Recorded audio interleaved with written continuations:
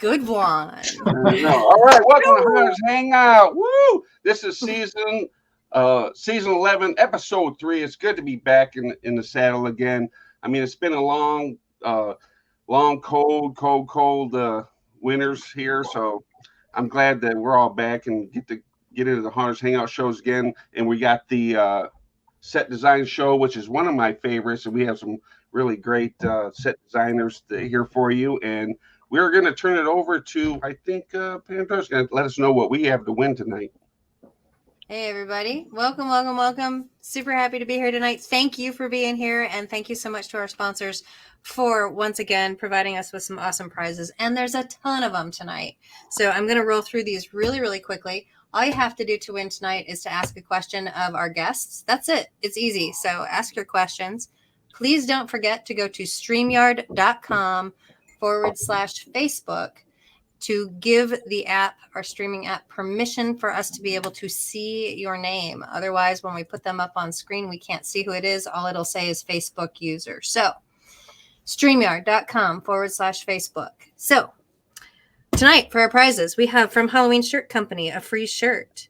From Unsub Masks, we have a skin mask. From Atmos Effects, we have the free download of the Haunted Hallway. From Ned's LEDs, we have a 5 LED sample pack, although that's up for debate currently, from what I understand. Monsters Alive, $25 off. From Rotten Prop Works, we have a set of zombie arms. From Toxic Effects, we have a Baby Boo t-shirt. From Fright Night Studios, a Bloody Hatchet prop. From Cobwebs and Candlesticks, we have two demon hearts in honor of Valentine's Day this week. Thank you very much, Keith. From Nightmare Makers, we have one unfinished skull of the 5 different variations. From Drop Dead Design Studios, we have 25% off code. From 916 Productions, the best beards in the business, we have $25 off. From Froggy's Fog, we have a gallon of bog fog.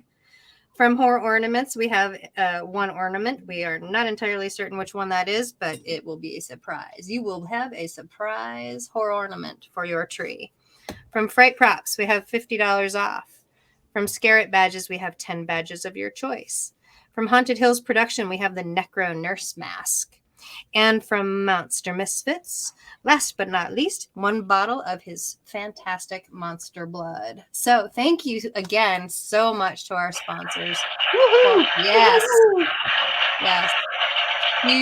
Huge wins tonight. We are super grateful. So make sure you visit our sponsors for all your haunt needs first. Isn't that right, Fearless Leader? That's right. Yes, that's right. Okay. And with that, we're going to turn it over to Philly Cheese, who is going to introduce our guests for tonight. Yeah. Welcome, everybody. It's a Thursday night in February, and we are back at it. It's awesome to be here and to share all this haunt knowledge with everybody, and any newcomer, get these ideas and techniques down to be able to make your own haunt, pro haunt, home haunt, whatever it might be. So without further ado, let's get to the panel, and I'll introduce Ryan first. So Ryan, why don't you hello, give us a little. Hey guys, how's it going? Hello. I'm Ryan Visingard. I'm out of North Carolina. Right now, I'm currently in Greensboro at the Woods of Terror. It's my new home. I've been doing a lot of set work here the last 3 months. My background is mainly, when I first started, modular haunts. So we tore down and set up within a week. It's 15,000 square feet, and then you tear it down in 4 days, and you pack it in a truck, and you move to a new location. Oh my God.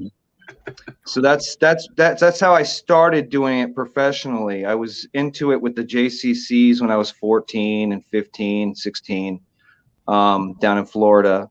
But before that, I have a long history in circus. So my family's 5-generation teeterboard act from Hungary.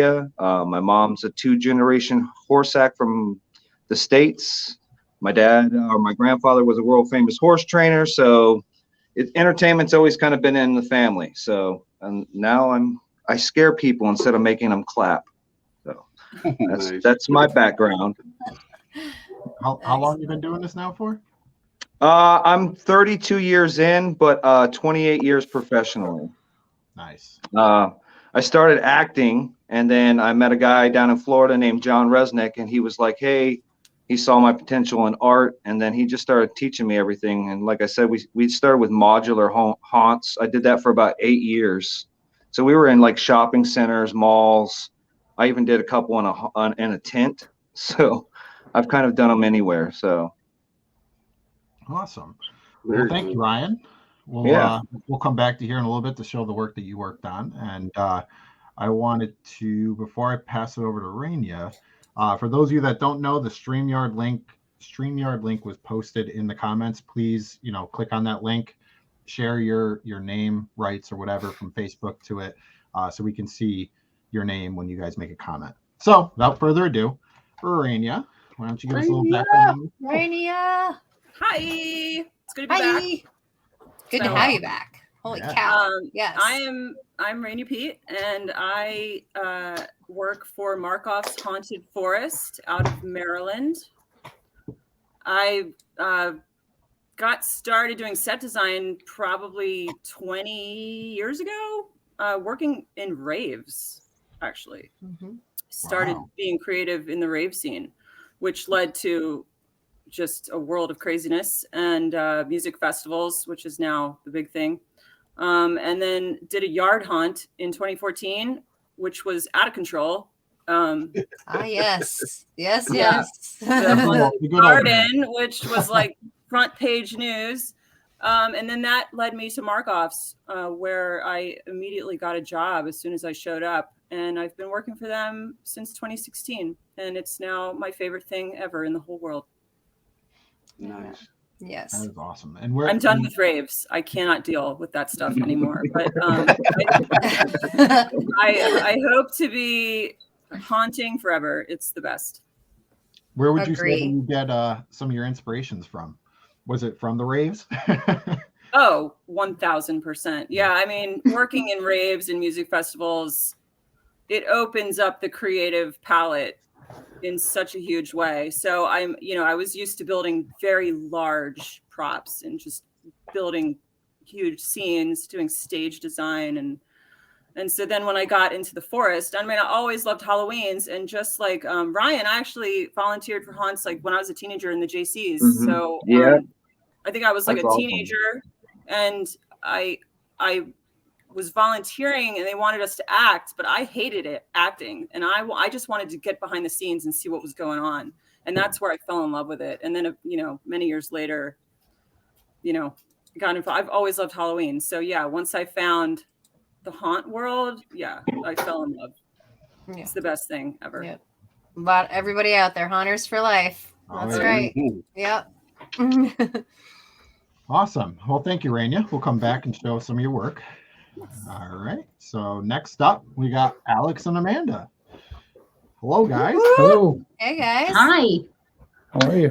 Welcome I'm back. totally Alex, and this is totally Amanda. Yep. You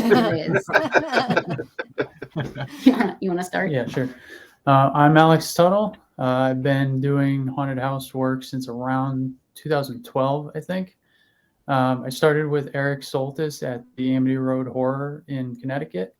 Rest in peace. That haunt is no longer around anymore, but ever since then, I've kind of been growing and only growing. And then I met Amanda, and together we've learned a lot from each other. And as a team, I really don't know where I would be without the team that we have. Aw, that was nice. It was very but nice. I will say that You're gonna make Diablo hate you. Eric Soltis is watching right now. I have to give him a lot of credit. He is one of the biggest mentors that I've ever had. So big shout out to him. Right on. Excellent. Damn, I'm Amanda, otherwise known as Amanda Revenge Haunting. I have been haunting since 2008. I was lucky enough to start under Bad Boys Scenic Design when they went to Nightmare New England in New Hampshire. That's where I started.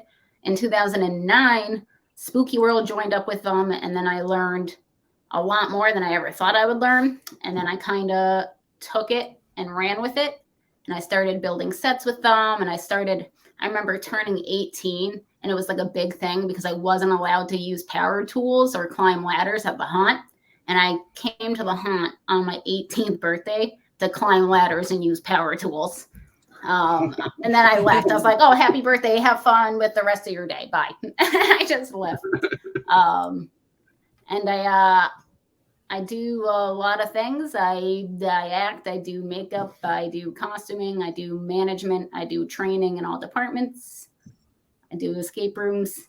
And then Alex and I have teamed up, like he said, very nicely. I can't top that. Not going to try.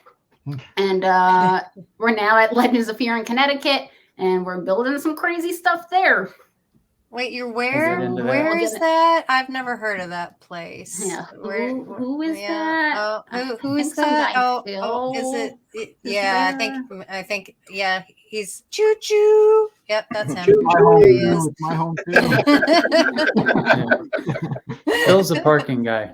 Yeah.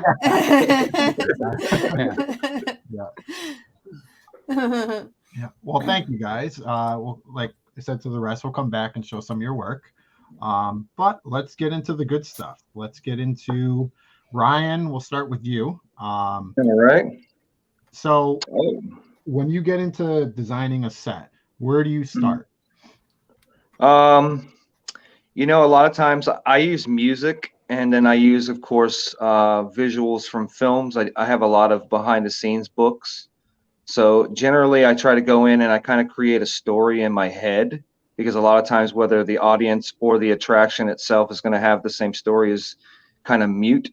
So this helps me gather my thoughts and kind of put things together, because generally I build the props and the set at the same time. So I'm kind of building it all into one scene. And so I think creating a story kind of, but generally when I'm at a haunt, I'll dive in with the owner. The owner will tell me what they want to kind of project and what they're looking for. And I kind of create my story off of what they're trying to do. And that's how I dive into a scene. Like the picture up here is actually, I just used wood from around me, because this was actually a show I did up in Boone, North Carolina for a nonprofit, and they only had a couple $100. So they had a living museum that I incorporated into the story, and we did like witches. So the back half was like a traditional haunted trail through the woods. So a lot of the set here, I just went back and looked at films like 13th Warrior, The Witch. Oh, that's a good one.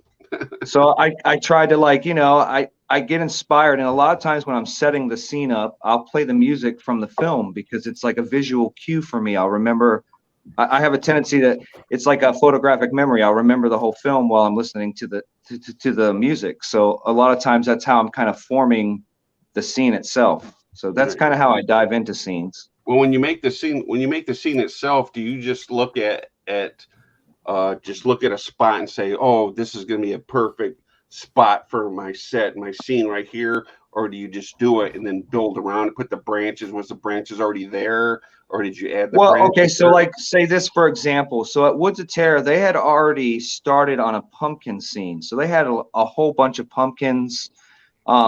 And so Eddie was like, hey, I really want to ramp it up and give it that 1930s and 40s feel, but I also want to throw some of your monsters in there. Is there a way we can incorporate all that? So I went back in and kind of just looked at a bunch of different haunts and was inspired by like films like Halloween. I went and looked at the Freaks film from 1930s. And I try to feel that kind of feeling while I'm creating. So like this is just a prop that I have a tendency to take like Spirit Halloween and disassemble them completely, and then just use what they have as a framework for me to do my own thing with. So like this, for example, is a Spirit Halloween prop that I basically stripped down to its raw material, which is just the motor and the metal. And then I build it back up with pool noodles, and I do a lot of heating with heat guns to do the skinning. And then I just cake the living crap out of it with latex, you know.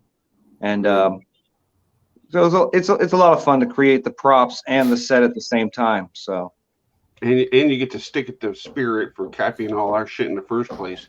Yeah, they do have quite a bit of molds. They do steal some stuff, but like I said, man, they have, like they have their purpose, and if you use them correctly and recreate that kind of stuff, I think it's a great base for any artist to really feel like they could fiddle around and create something.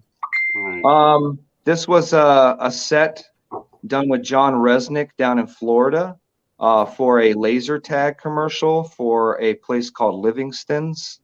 We basically had 3 days to set it up. So John basically created the set. I went back in and just set lighting, painting, and then, basically placing everything. And then we filmed one whole day with this. And then there's a captain's, like a Star Trek kind of thing. And we were going for the Borg from Star Trek, basically. Excellent. Awesome. Yeah. Nice. Trish it would was like pretty- to know, do you ever have scenes built around a single prop? Do you start with the prop and then build the scene around it at all? Okay, so like for example, right now at Woods of Terror, we're doing a new attraction. Well, we're revamping one and ramping it up and calling it Jack's Revenge. So I started with a giant prop, which is kind of like the guy you see behind me. So that's how I started this scene. And then I just carried that kind of feel through the whole thing. So yeah, sometimes, but a lot of times I'm trying it, if I can build like more than one prop, generally like in the Jack's Revenge, I'm going to have 1, 2, 3, 4, 5 different pumpkin props, and incorporating those into the story. You can build around one prop, but a lot of times with these larger scale haunts, you're doing a whole scene. So you want more than one prop. This was an escape room in Hudson that I did. So last year I was talking to Pandora about how I approach things like an artist. I was an artist before I was a haunter, if that makes any sense. Mm-hmm. So a lot of times when I go into like this, as silly as it is, I'll try to approach it like a installation piece. Not so I'm going silly in at and all. going. So when you go to stare at stuff, you can like it's like a piece of art. I don't want it to just be a room with some standing on the wall. I'm kind of making your eyes toy. And then I believe a lot in like layering so that your eye can't catch your mistakes. So a lot of times in the bigger haunts, when I'm creating a room, I'm layering a lot of layers so that your eye's just bouncing around and taking it in. So a lot of my set work can seem cartoony because I do what I call forced shadowing. So I make the audience look at the shadows I want them to look at, as well as playing with the lighting and doing that kind of shadowing. So like in this was a dimmed lighting room, but you stare at all the cracks. And then, like I said, I approach it like it's an installation piece. So I want you to kind of play with your surroundings with your eyes. So a lot of times I love to like smack people in the face real hard, real fast, if that makes any sense. So when you go Sure into a scene does. that I've gone, you go into a scene that I create and it smacks you real fast. But generally, because these larger haunts have such a large audience, you're pushing people through. I mean, of course, you get those nights where people get to really enjoy the set work, but so I have to like hit them hard first, and then they ease into it, if that makes any sense. Like here, I took spray paint and basically just did the hard lines and then blended everything in so that it looks three-dimensional, but it's all just flat. The only pieces that were added on were like the wood pieces over the black holes and stuff like that. But I mean, that's my whole thing, is just fiddling with shadowing. I love forced shadowing. Yeah, it does look three-dimensional. Yeah, absolutely does. It's all Mhm. flat. It was pretty cool. It was like an escape game where a crazy guy has created a bomb that's going to blow up a city. So I kind of had to like create a story where this guy's got an underground base, and so he's pieced it all together underneath the sewers or something like that. It was pretty good. So Ryan, as far as when you're saying shadowing, what Mhm. have you found is the best application to try to make that happen? Is it adding more material to like your three-dimensional shape? Is it adding darker colors around whatever you're trying to expose? Or So know, like what have you in found? this photo, for example, is a really good example of like, so I'll go in and I'll lay in hard lines with spray paint basically, or paint in hard lines. And then what I do is I just fiddle with those hard lines, and I try to drag the different colors down so that it pushes your eye back and forth. And then knowing where to, it sounds ridiculous, but knowing where to stain in order to pull your eye to look at the shadow. So like when you look at that wall, for example, there's some areas that are lighter on the bottom, which in most cases you wouldn't do that. You would make that the darker area and go lighter at the top. So a lot of times I just fiddle and I try to I'm just making your eye play with the negative space and then trying to blend. And that's a lot of the blending is done with just the staining. Tracy would like to know, do you have a favorite material to work with?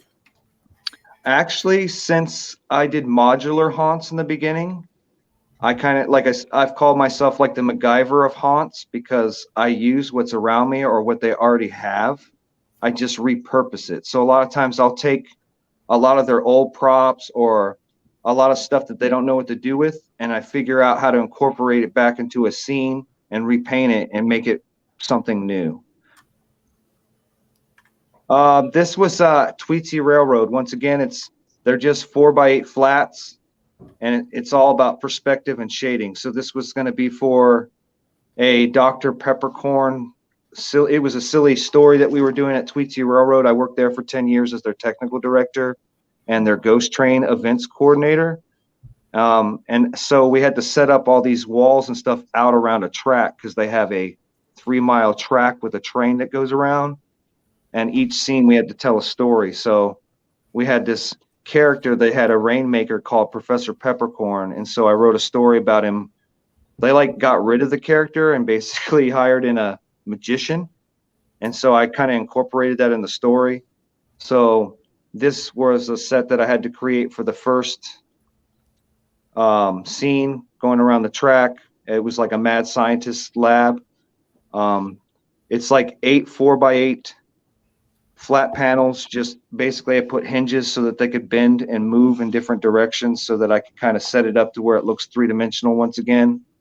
And then at the bottom there, they had they have a fireworks show. So I just took some of their old firework canisters and put all that stuff together to I just wanted to try to make it look industrial. And then of course this set wasn't done, but we pulled in a lot of piping and wiring and placed it on the walls.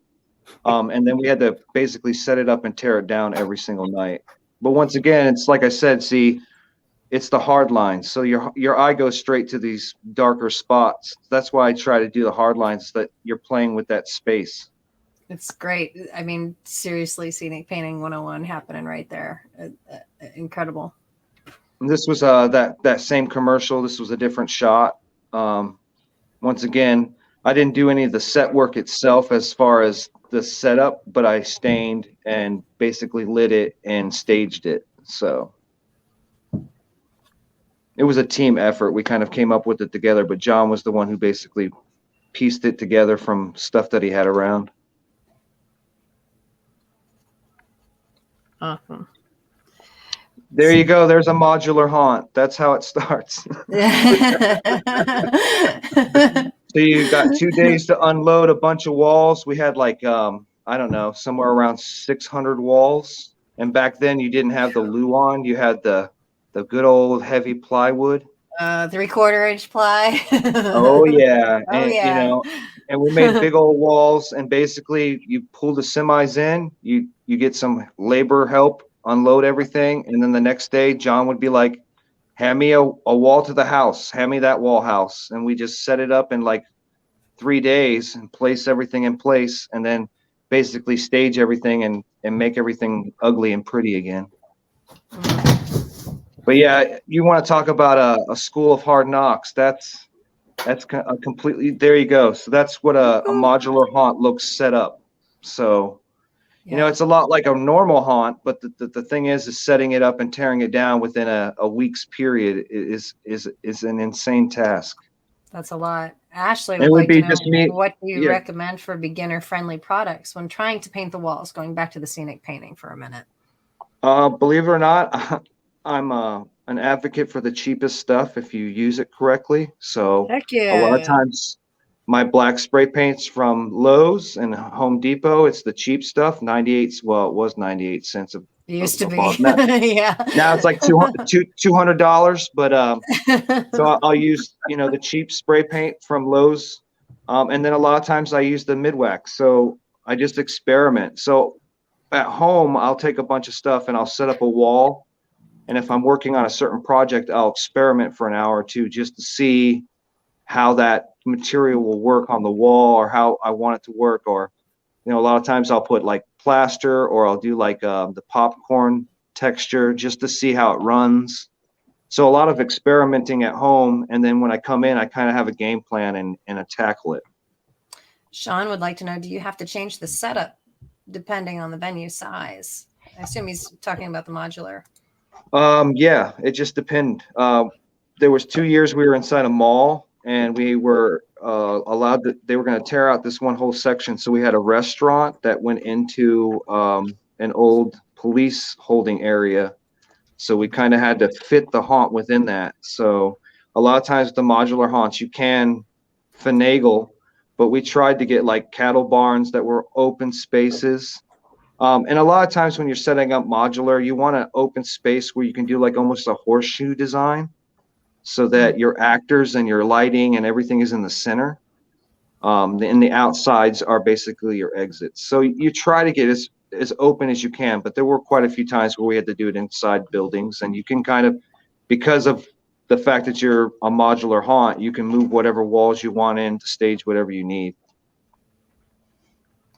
Excellent. Right on. I have questions out here in the peanut gallery about what our drinking word is tonight. I'd like to get everybody's opinion here on the panel. What's our drinking word? What's the word we're going to use a whole heck of a lot tonight? Rania, what do you think? Oh my UFOs.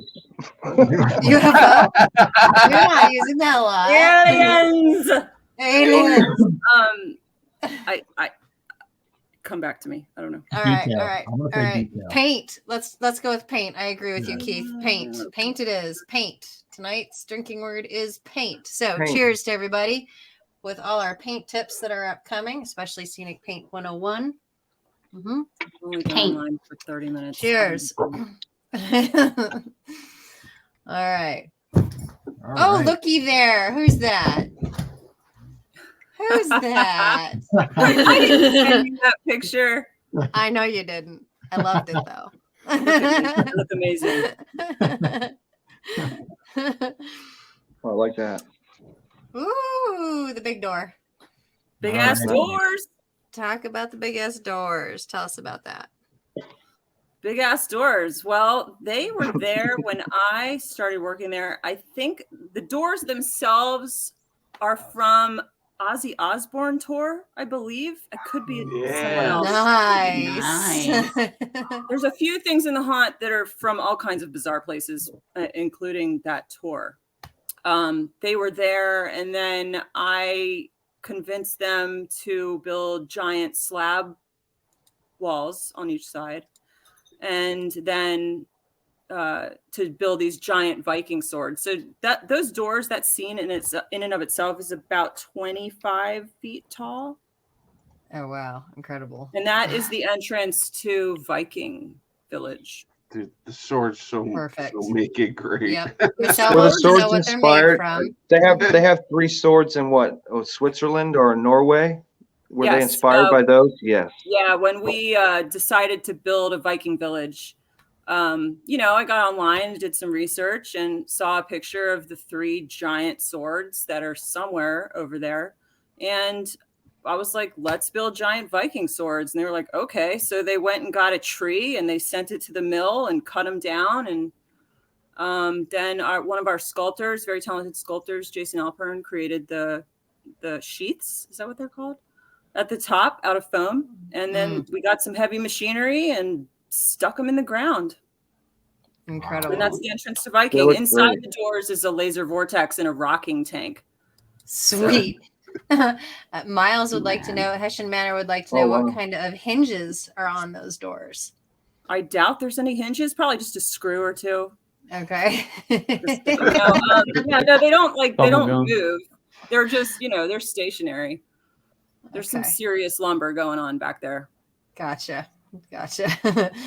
Katrina says that is just an awesome entry. Yeah, it's supposed to make you feel like, you're entering another time. It's like Bigger a than vortex. life. Yeah, you're going back in time into another world. Dude, Now- the lighting's beautiful, man. Oh my God. Oh wow, Yes. nice. Okay. Yeah. Wow. Yeah. Now, Rania, before you get into this, I wanted to ask you one question: is when you come to thinking of a concept for a scene, how do you start? Do you start with sketches? Do you start with research? Do you start with, CAD, whatever? I know everyone's got their different way, but how do you go about it with coming from an idea to concept? Yeah, we don't do any CAD. In fact, I don't even know that I sketch anything. One of my job at Markov's, I'm definitely the concept person. I just every year we all brainstorm, but really it's just about like walking through the woods. We've got a great space. It's a forest. So I walk through and we just come up with ideas. And if I'm coming up with a new scene, I generally like go to the scene. And a lot like what Ryan said, I'll put on music, I'll stand in the scene, I'll like vibe it out, like how are people going to walk into the scene? How can we redirect them into the scene? Also, whenever we do come up with a theme, it's very important to us that we stay organic and that the scene is something that would naturally occur in an outdoor forest setting. So if it's not a theme that wouldn't belong there, we don't go for it. Like this particular picture, this is the boneyard. It's after our Viking ship.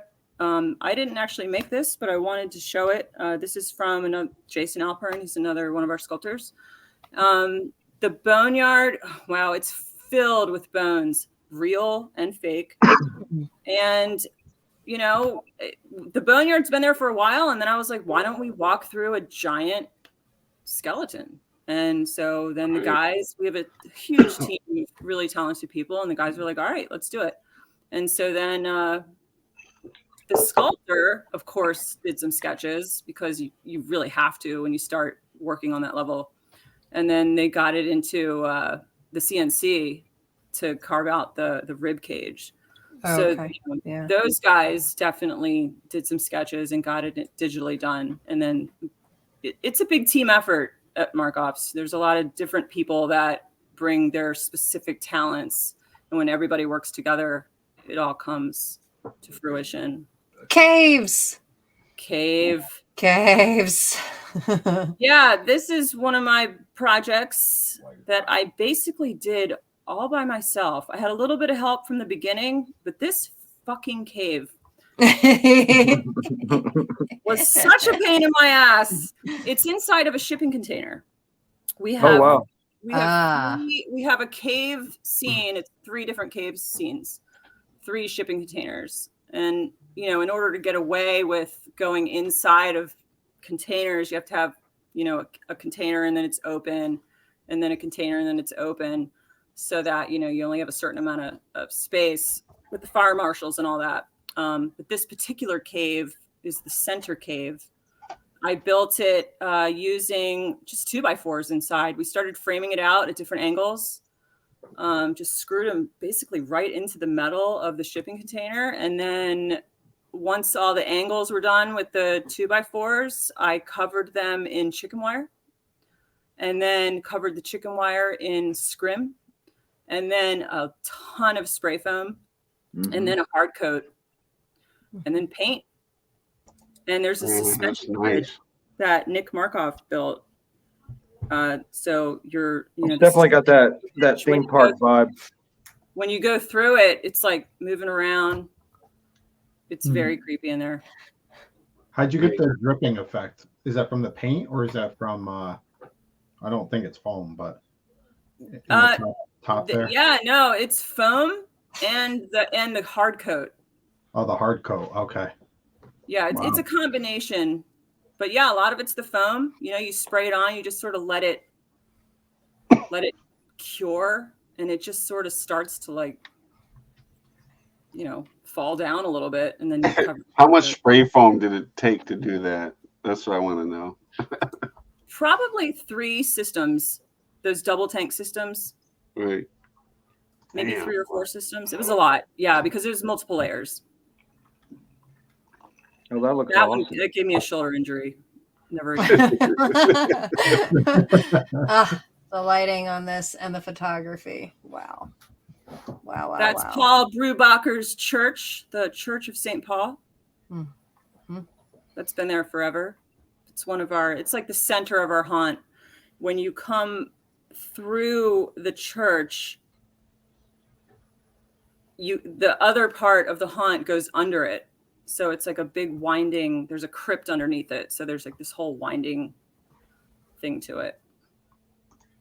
And then we used to have cryo tanks. So we would have I don't know, 6 or 7 cryo tanks behind there.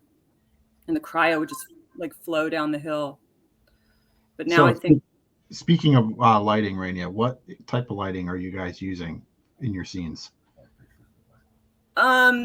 So that picture in particular has a bunch of uplights. This is when I was doing the time-lapse video. So we added some lighting, but normally throughout the haunt, we buy a ton of LEDs from China. And we then just custom make them for all of our scenes. We buy like these squares, or I don't know, RGB. We buy a bunch of different colors, but we put them into PVC cups, and then we wire them all with low voltage. Wow. There's probably our cemetery there, which is much larger than this picture shows. There's probably over 1,000 individual lights. Every tombstone has a red votive with an LED inside. Wow. It's thousands of lights in the forest. Thousands. That's our circus. You made Paul blush, Rania, just saying. Oh, good.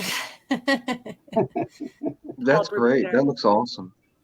Yeah, that's another one of our insane props that who knows where it came from. The owner of the haunt, just like he'll like, I'm going to Michigan to go pick up a Ferris wheel, or I'm going to Maine to pick up something else that's absurd, an airplane, or, a merry-go-round or whatever. He finds things, buys them, he brings them back. He'll drive 8 states away just because, it's worth it. That Ferris wheel is on air, so it rocks back and forth. Oh, That's our vintage circus. That's the one thing that, kind of strays away from the organic vibe of the haunt, but a carny circus would just show up wherever it wants to, so it works. Yeah, but it's got a more classic vibe. It's not that looks great. Yeah, I don't really care for the typical haunted clown vibe. So, when we redesigned the circus, I definitely wanted to go vintage. I wanted to go with a lot of black and white. I wanted to go, old school with it, like, back in the day. And to me, that's the creepiest. It's way creepier than today's. Patricia would like to know, Rania, do you do anything that's not larger than life? No way. Go big or go home. That's right.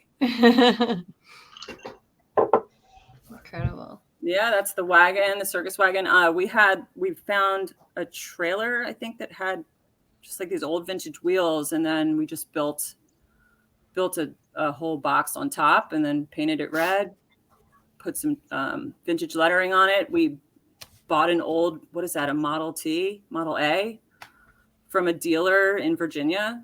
I think we traded a fire truck for it. Excellent. The craziest stuff. Sideshow. Hell yeah. You're in this circus, when you were looking at the Ferris wheel, and then there was the clown head that was also sculpted by Chris Knowles, one of our other great sculptors.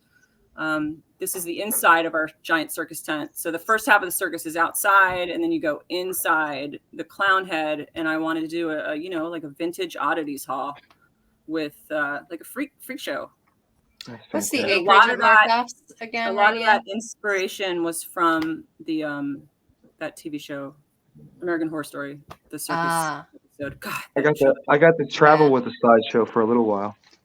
Oh, fun. Nice. That's cool. Yeah, I mean, that stuff's freaky, man. I love it. People are so scared in there. They're like Ripley's Believe It or Not kind of stuff. Yeah, I'd love to turn the whole thing into just a complete freak show. Joe would like to know, do you worry about weatherproofing props or just repair them as the elements take their toll? I mean, we try to weatherproof, but being outdoors, it's like Mother Nature just takes over. Yeah. And, you know, it's a constant battle. Mm-hmm. That's our dome that was made by our set designer, Thomas. He built Made of what? Because that is incredible. Sticks. Yes. Literally. Awesome. Awesome. Sticks. Yeah, a lot. I think there's some metal going on for the structure, for the base structure, but then he built sticks around. I don't know. I'd say that's probably like 35 feet tall. You walk in and we've got all these old school gore galore creatures from back in the day. Nice. We just bought a big prop from Transworld to put in there. And there's just LEDs like all in there that are shining up the middle. It's one of my favorite scenes. Incredible. Yeah. I concur, Grant. I concur. Damn.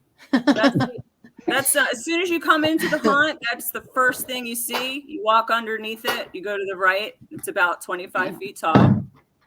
Fog comes out of its mouth, and that's, once again, it was like, all right, what are we doing? And I was like, let's build a giant skeleton. And they were like, okay. And then, you know, everybody got together, pulled their brains together, and it was one giant team effort. All the different people with their talents, and just made it happen. Spray foam, giant foam blocks all carved down. His mouth moves. He's on air as well. His mouth moves there's a sensor. So as soon as you come in, the sensor hits and his mouth opens and fog comes out. Incredible. He's awesome. It's so funny though, because people walk in and they don't even look up. They're just like so scared. They just look down.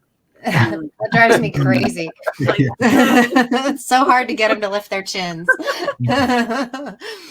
Chad would like to know, is there a scene that you're dying to do and haven't done yet, particularly there at Markov's?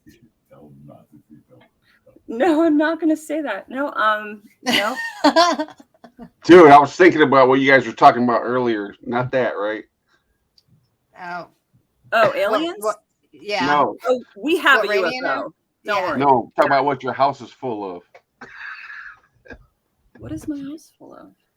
I don't know what you're talking about. Putting her on the spot. I'm talking about the D. Oh. No, yeah, no, I'm not going to say it. No, I'm not. I don't know. I feel like actually I kind of struggle to figure out like what else we're going to do. I feel like we've done everything, and it's like one of the things that, you know, being outdoor, like I said, we try to stay organic, we try to stay natural. Sometimes we come up with ideas that aren't like acceptable culturally, so we got to stay away from stuff like that. But we're getting ready to build a vampire village. That should be pretty cool. We used to have one.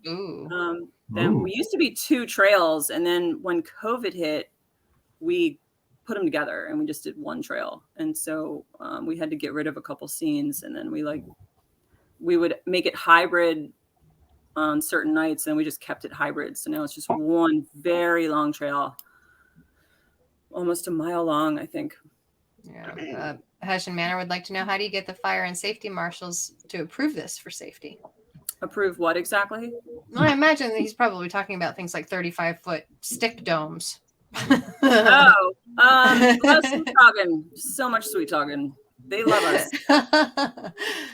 I don't know. Honestly, I don't know how they make the magic happen, but somehow it just a lot of times there's a lot less laws and strenuous when you're outside. Yeah, no, I mean, honestly, yes, that's the thing. When you're outdoors and your scene is only a certain amount of feet long, and oftentimes you just can't have a ceiling, so your ceiling has to be open. There have to be a couple egresses, you know, from a certain distance apart. And as long as you do that, people can get out safely. If something were to happen, then you're good to go. Fire retardant. How long does it take to walk through the trail? Probably like half hour. It feels like forever. But it's the trail is crazy. It's a lot of hills. So there's a lot of hiking, bridges, suspension bridges. creek beds. There's a lot going on in there. So it feels like it takes a long time because it's strenuous. It's hard. It's a lot of exercise, which actually makes our job very difficult. Do you work multiple scenes at once or just focus on one at a time? Oh, multiple scenes constantly. Yeah. Yep. Back and forth. Back and forth. Pop, Like, pop, you know, pop, the hardest pop, part. Oh yeah, the hardest part of our job is literally, I say this every time, it's the hiking. It's like I've got tools at one side of the haunt and I need them for this scene. And now I got to go hiking across the haunt to go get the one drill or the saw. And like half the battle is just getting from point A to point B. Steve would like to know, do you design for a scripted or guided walkthrough or self-guided? I mean, it's definitely, I mean, So is there like a backstory that they're learning No. more as each scene individual? Each scene is individual. I try to make them flow, but it's challenging to do that. There's definitely like I try to clump certain things together. Like I've got my witch scene next to my Victorian. You know, I try to make them flow properly, but then all of a sudden you're in a UFO and you're like, what? How the hell did I get here?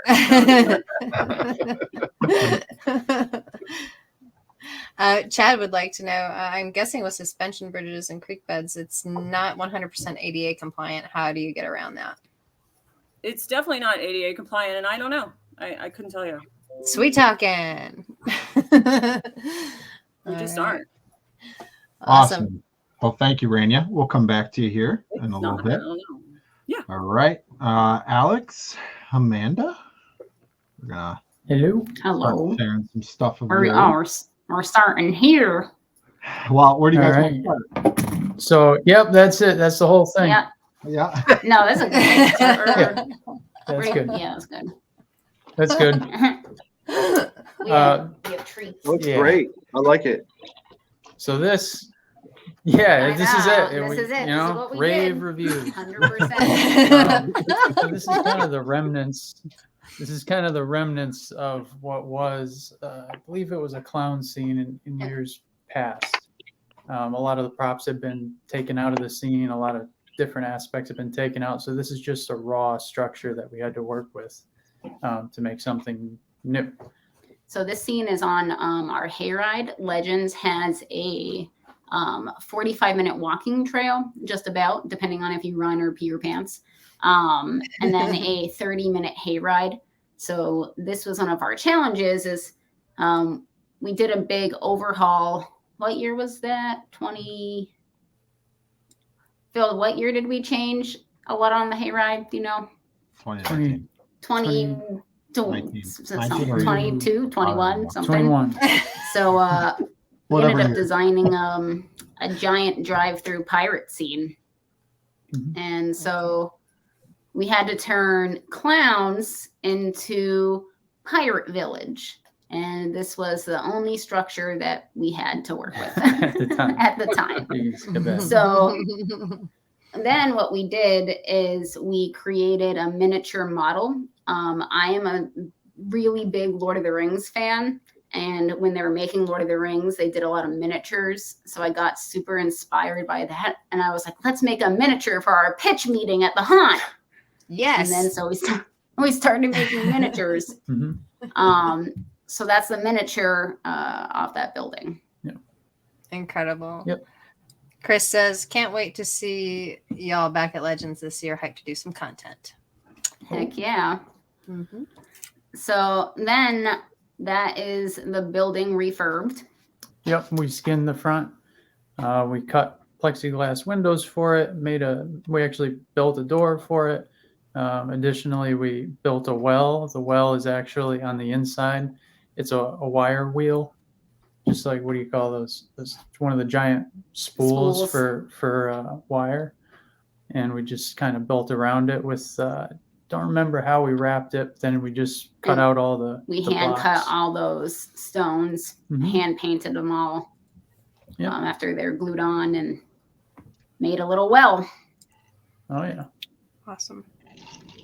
A quick reminder to everybody out there that's watching. Thank you, members, for being here with us. And if you all could please make sure that you go to streamyard.com/Facebook and give our streaming app permission to show your name. That way, when I do post your comments and your questions up on screen, we can actually see your name instead of just Facebook user. So again, that's streamyard.com/Facebook.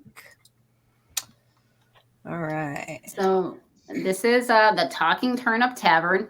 The reason why it's named the Talking Turnip Tavern, the family that owns the haunt, Brad and Trish Wells, Trish has roots in Ireland, and then the original jack-o'-lantern was the turnip in Ireland. So that's why it's called the Talking Turnip, as a little nod to them and Halloween in one. And then to be really cheeky, we put a well right next to it if they didn't get it. So then it's like wells. I thought it was very funny. But you want to touch on lighting? So we really had almost nothing to work with that season in that spot besides the structure that was already there. And we wanted it to be traditional and, also kind of whether it succeeded as a really hard-hitting scene with our actors or not, we just wanted it to at least look nice for that scene. So I think we accomplished that. We didn't want to make it too scary, because the pirate ship that was just before this was supposed to be the really scary stop scene, and then this is one of our roll through attractions. Yeah. So they're only really in the scene in 1 minute. So we needed it just hard hitting enough, but not well, and what we're gonna probably talk about next, you'll see why we also did not have time for a big build right there. Spoiler alert. Yeah. It's like the Haunter's Curse. Yep. It is. Do you prefer that building was hayride pretty scenes or trail? Ooh, that's a great question. You go first. For me, I really love building trail scenes. I don't know why exactly, but I feel like I can just get up close and personal and in people's faces with my designs, concepts, and like scares. I can get closer to them, so I feel like it's a lot easier to build on the trail.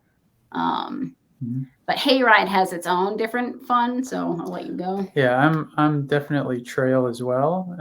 I'd say that only because there's so many more layers of interaction that you can have with the customers on the trail. A speaker could be placed here, and 2 feet away another speaker could be placed, and just that little gap could create such a diverse feeling for them. Whereas on the hayride, it's really tough to have layered audio that's really successful, because you're combating the sound from the tractors and you're trying to project over a longer distance, Right. I can imagine with the trail, there's more leeway with the actors too. Like they can see, they can see where the crowd's coming. They can move around. They're not stuck in one spot, and lets them be more creative and the scares they want to do and stuff. I can see that. Yep. Awesome. And so before I get into the pirate ship, I just wanted to ask you guys, when you go into a scene or getting into building a scene, there's so many levels to it, from building to designing to, even decorating and stuff like that. I mean, the process of it, I'm sure you guys are very aware. Do you want to touch on that a little bit? Like what's involved with the process of getting to the finished product? Yeah. Start with you. So how we kind of start is first we poke around the haunt and see what Brad and Trish want. In the case of Legends or whoever has hired us on to build whatever, and we're like, hey, what do you want? We're really lucky at Legends where they let us have a lot of creative freedom, I feel, where they're like, hey, we don't know, do something. And I was like, okay, I'll do something. Challenge accepted. Fair enough. So from that, what I do, my job is I take a look at what I want. I'm kind of like a Rania, where I take a look at what I want the customers to feel. I look at the space. I look at what the space needs. Like, if I know a part of a haunt has conga lines, I go, okay, this space needs something to break those conga lines up. If I know a part of a haunt, people have trouble walking uphill, I'm like, all right, these people need some air cannons to blast them in the butt to get them to move faster. So I take a look at that, and then I actually script out the entire thing. Everything from, I work with Alex and talk about lighting, but I do costumes, set, action. So it'll be like almost like a movie script in a storyboard. It'll be like customer walks in, sees falling banner, looks left, actor comes from left, stuff like that. Yeah. And then I'll hand it over to Alex. Yeah. So after that point, once we kind of have an idea of the storyline that the customers will experience, and that in itself is a plan, we have layers of plans. The second step, as I call it, usually we'll draw pictures. Sometimes I'll take a picture with my phone. Luckily, I have a little stylus that's in my phone in an app, and I'll spray with ground spray on the ground the shape of the building. And then when I go on my phone to draw, I'll physically use the paint that's in the picture and draw the three-dimensional building in the space. And then I can actually see and show people when we are trying to relay the idea of what something there might look like. And if everything goes according to plan and they like it, then we start making models. And for the pirate ship, Which we is actually what have you guys. a model here. So Alex, what Yeah, you did here. So what you guys see there is what before we got there, and then like when we started tearing down. So that once we tore everything down, we kind of knew we definitely had that size. Yeah, we tore it down to basically the foundation of what we were going to be working with for the pirate ship scene. And you'll see there's like spray paint right along there. That's the curvature of our ship, the side of our ship. And to preface this, everything below the foundation is going to be will end up being below the line of a laser swamp. So we weren't worried about hiding the platform at all. So with that being said, this is the model we built for our pitch meeting. I can't see you guys, but we named it the Dirty Hag. Legends has a thing with witches, and then we just thought it was very funny. So the idea was that it was a ship that was broken in half. You know, it's stuck in a swamp, which, you know, the laser swamp is green. So we made a swamp out of it, and it's covered in moss. And this is, you'll see in the back, we actually, when we made the model, we included the structural aspect to it. So it's a little bit mixture. Might need to move in a little closer for them. Yeah. It's kind of a mixture of the artistic side and the and then if you can see, we structural added side. the little pirate captain in the doorway for where the actor was going to stand. This might be a great time for that time lapse, Phil, that they put up. Yeah. So they can talk a little bit about the build on that. Yeah, we'll kind of talk over it. Yeah, and that picture is the model next to the ship before I painted it.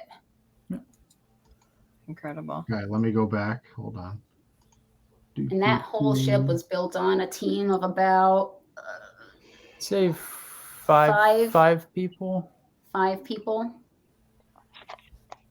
then we had some extra hands.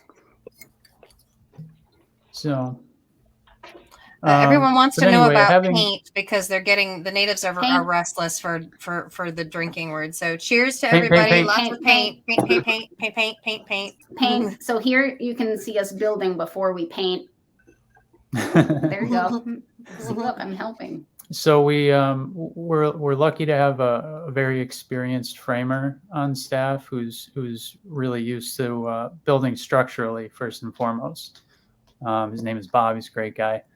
But we actually had it framed on the inside the same way you would frame a house or a shed, because that way that's the sturdiest it's going to get. Then we kind of built the shell around it. See Bob there. Trying to keep up with the video. So we actually, the difference between the model, we weren't even expecting them to be interested in it. They wanted to build a poop deck to make an actual second story on this. We're like, okay, if you want to do it. We're like, whatever you guys want. Whatever you guys want. So it does have a deck on top. And whether the actors use it or not, it was actually extremely helpful for doing a lot of the distressing and the work that's much higher, as well as putting the mast physically on the top of the ship. Yeah, and the mast was probably one of the hardest parts. And I think that day there was like 8 of us, I want to say. Mm-hmm. But using the model, it was a great way to, with all 5 people who we had working on this thing, it was a great way to kind of coordinate everybody's thoughts, so that everyone was kind of on the same page throughout the process, you know. And we sprayed it with waterproof stain and sealer, because a lot of the wood we used on that was reclaimed. All the siding on the ship was from deck jobs, ripping up people's back decks and bringing it to the haunt and putting it on the ship. Yeah, Randy said, "Got wood." Yep. Katrina, that's the great thing about haunters: hidden and useful talent in all the workers. And I know that I know you guys mentioned it already, but how long did it take from start to finish for that? I'd say from very beginning to very end, 4.5 to 5 months. About halfway through, it was like on and off. And then we lost 2 people, right? Like Phil had hernia. Yeah. And then Brad got taken out by a tree. Yeah. Brad got hurt. It was a rough year. It was a rough year. It would have gotten done a lot sooner. It was a lot of injuries, unfortunate happenings that year, but we got it done. Got it done. Somehow. Steve, awesome scene. Michelle says beautiful. Incredible. The cool thing about the windows too, I'm going to touch on real quick, is the windows are actually plexiglass with amber shellac, and then I use electrical tape cut in half to make the lines. So that's how we got like the old timey windows for in the ship and in the village. That's cool. Awesome. Okay, Alex, heads up on the video behind you. Oh, thank you. You're welcome. At the same time again. Yeah. Jason loved the lighting as well. If you watch the video, there was one person you didn't see, and that's me. You were recovering. I always felt bad too, because I could only film when I was there, and when I wasn't there, that's when certain people were there physically doing stuff, because we kind of had changing shifts on the thing. So a lot of people weren't in it who definitely should have been. But and then, then go ahead. Yeah. The cannons. The cannons, we actually have speakers inside of the cannons. We thought they were going to work out a little bit better. They didn't. They were kind of underwhelming when we had customers on the wagon, because again, with the sound of the tractors are always going to be loud. They're going to wash out a lot of audio. They just, they fought each other. So this year at, I believe, Transworld, we purchased a propane cannon, I believe. Now right, Phil? I think we did. Now they're going to finally go boom. And we're actually, hopefully, going to have some real boom going on with those cannons, which is going to be a huge help. Excellent. Big. Very cool. Awesome. Well, thank you guys. We'll come back to you here in a little bit. Yeah. But we're at the midway point, and I just wanted to actually Paint. Paint, paint, paint,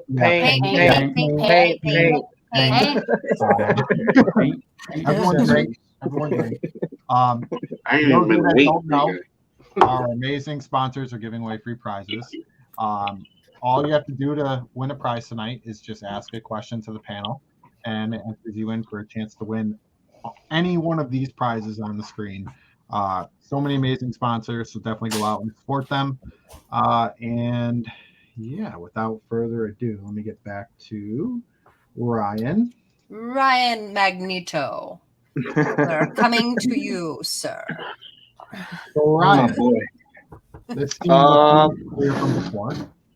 This is the escape room in Hudson again. Once again, this is just to show what it looked like after we put the props in. I didn't have anything to do with the puzzles or the placement of what they put in, but I kind of looked at the furniture before they placed it in there to I was like, all right, we can work with that. But that's basically to show you guys what it looked like with some pieces in it. Incredible. I just love the paint work so much. So this Truly, despite drinking word, I really love the paint work. Thank you very much. This is Tweetsy Railroad again. And so one year we did Twisted Fairy Tales, where the queen is kind of taken over. And so each scene was a different take on the story. So you'd go across the bridge and you had the three Billy Goats gruff. And instead you had the Billy Goats torturing the troll. You'd hit the second scene, and that was Little Miss Muffin, and she's eating a giant spider. And then you would hit this. This was a go-by, and basically we built a torture wheel. So that actually had a motor and it spun. And then I was like, okay, so I was always inspired by Shrek, of course, and that was a little comedic kind of thing, and we just made it out of foam basically, and then took the gears and motorized them so he would spin round and round. And of course on the train you have the soundtrack, so he's doing the whole "oh no, Mr. Bill" kind of sound thing going on. Yes, there you go. Not my box drop. Well, see, I'm an 80s kid, man. So a lot of my work reflects the 80s. Trans World, there we go. That's not my work. That's just me being a fan of Skeletor. Who isn't? This is a modular haunt. This was, I believe, 2006. This was your entranceway. You'd meet the butler. The butler would give you a little introduction, and then the bookcase itself would slide open, and you'd go through a back hallway into a library. Same thing. A lot of times with the modular haunts, when I would go to do the paints, I tried to paint the walls with the lighting actually on, because it's a little bit different than like a large scale haunt where the mood, it's hard to capture the mood if you don't have the lighting already kind of set up for that particular scene, because you don't have any other lighting but the lighting that you have to create for the scene. But yeah, that's what we did there, and it's just once again flats. Nothing special on that one.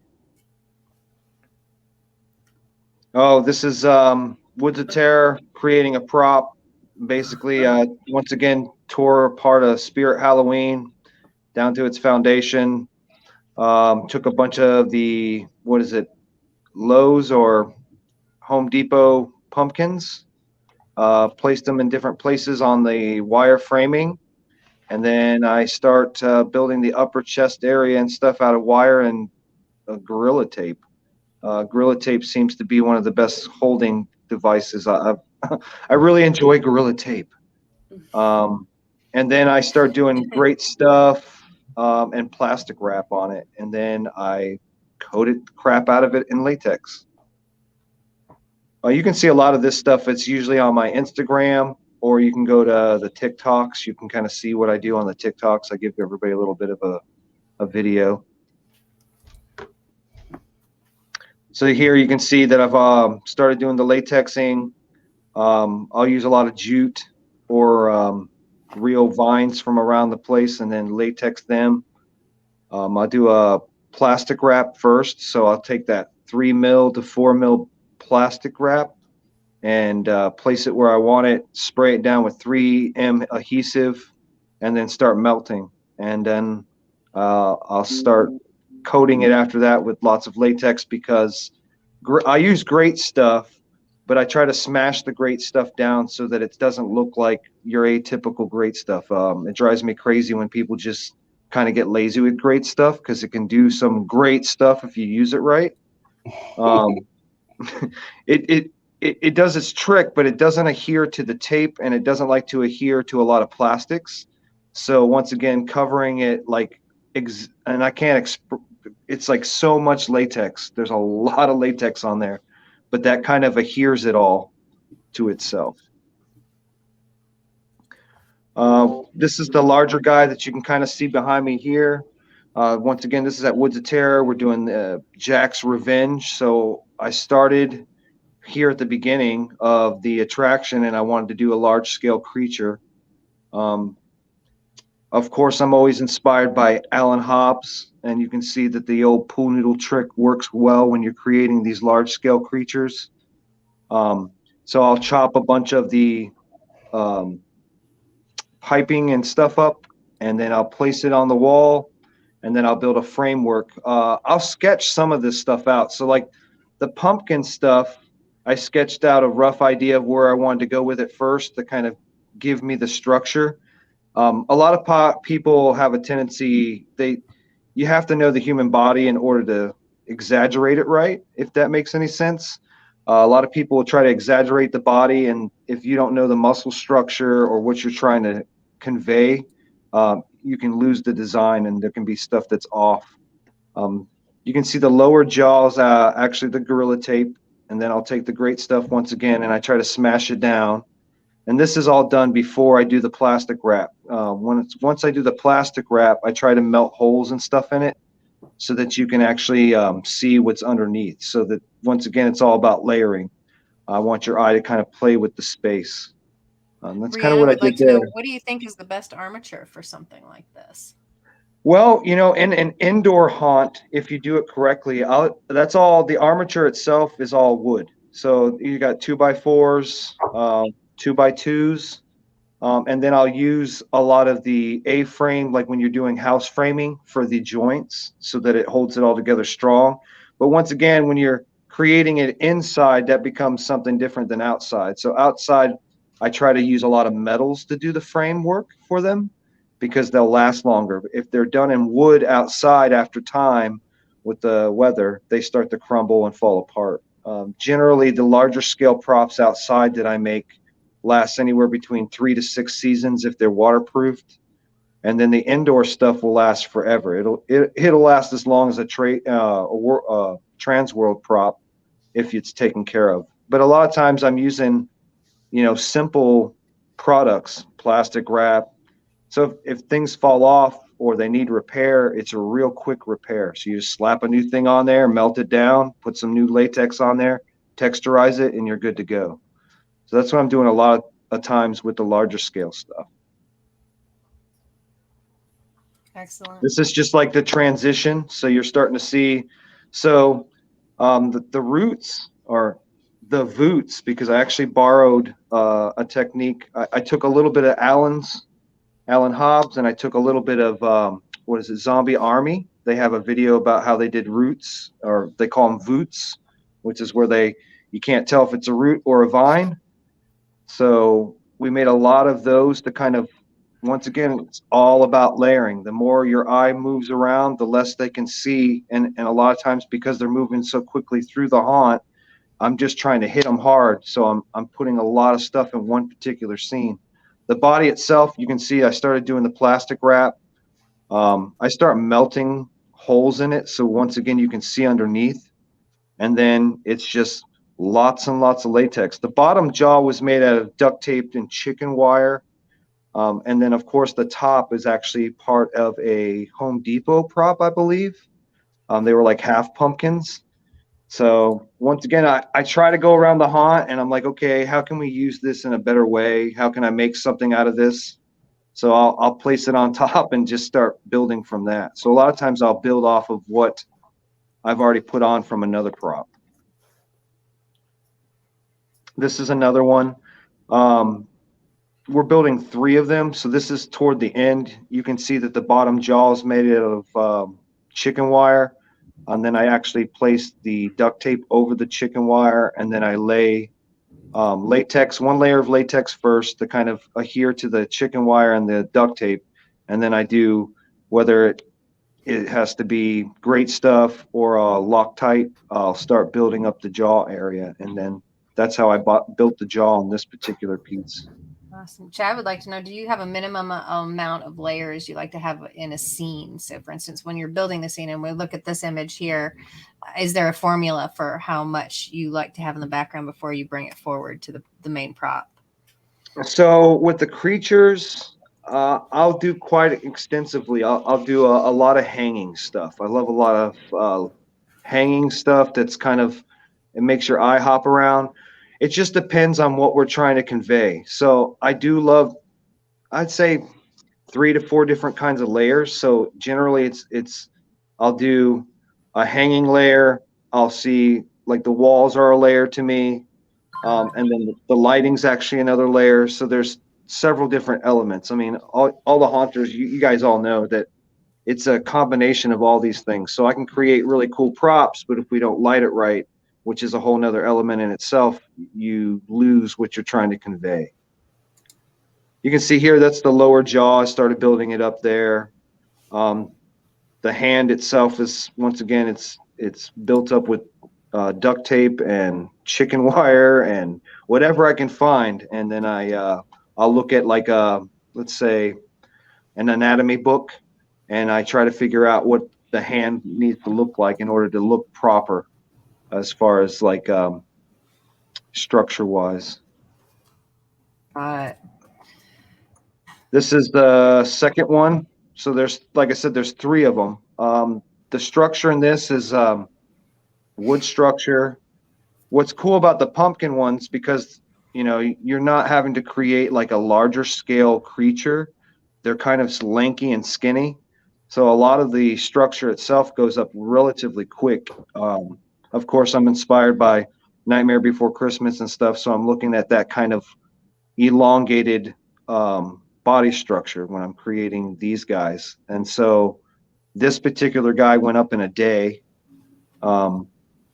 It's wood structure underneath, once again the metal pieces, and then I put the pool noodles over the wood to make sure that, you know, if the customer runs into it, it's protected. And then it's basically placing lots and lots and lots and lots and lots of the jute and latex netting behind it to give it that I want it to feel bigger than life. So when you're walking around the corner, you're like, once again, it's hitting you really hard. Yeah, there you go. That's a good one there. You can see this one, I didn't want to build a jaw. I wanted him to kind of hang over. So I made it look like the pumpkin guts were hanging down. The pumpkin guts are basically, once again, jute, but I'll lay it out on plastic. I'll take sawdust, lay sawdust, and then a bunch of pumpkin seeds, and then I get casting latex, and I lay down a crap ton of casting latex on top of that, and then wait for it to dry for 2 or 3 days and peel it off the plastic. You want to put like Pam down or whatever on the plastic so you can peel it up. But once it's dry, I'll go up and hang it, stretch it out.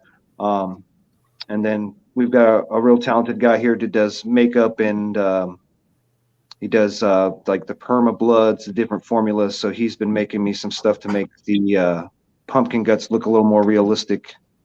So that's been really cool. That's the first one that's behind me now. That's like the 3rd phase. So right now I'm still in the phase of like, I need to put some more background stuff. So we're going to put some pumpkins, some broken wood. And then of course the lighting is a whole nother effect that they'll be adding into, which is great. They have Scorn, one of our actors and coordinators, and then another gentleman from another haunt come in and do a bunch of the lighting so that I don't have to constantly do everything. Katrina would like to know, is there any reason why you would prefer jute over the other rope material? It just depends. Like I grab what we got. So if I'm looking around and I know we have a material that I can use to kind of capture what I'm trying to do. Because once again, if you're doing a bunch of layering on these bigger, the larger scale props, the more you layer, the more they can't really tell what you convey what you want them to see. You know what I mean? So they're looking up and they're like, oh, okay, that's pumpkin guts. But they're not going to sit there and touch it. Now, if it was something that I thought a customer was going to walk up on, I would probably take a lot more time because you actually, they're going to look at it, they're going to touch it or whatever. But when it comes to like large scale props and I'm hanging stuff, a lot of times I'll use jute and just latex the crap out of it and use it in different ways, from vines to the pumpkin guts. I try to just use what we have so that we just use what you got around you.